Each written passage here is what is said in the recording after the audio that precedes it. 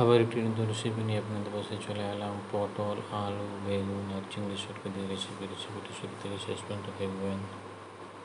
গরম হয়ে গেছে, দিচ্ছি পেঁয়াজ কুচি, লাল হয়ে গেছে, দিচ্ছি আদা রসুন বাটা, ভালো করে আদা রসুন বাটাটা ভাজবো।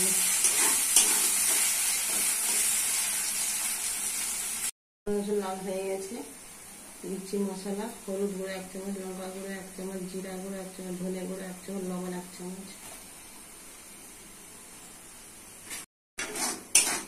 মশলা ভালো করে কষে নিতে হবে।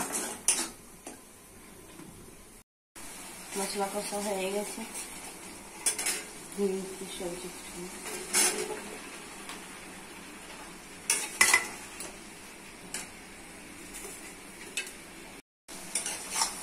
এভাবে কষে কষে রান্না করতে হবে। পটল, আলু, বেগুন,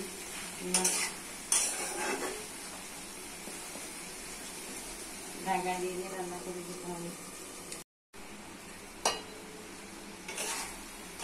পটল আলু কষা হয়ে গেছে, দিয়ে দিচ্ছি জল।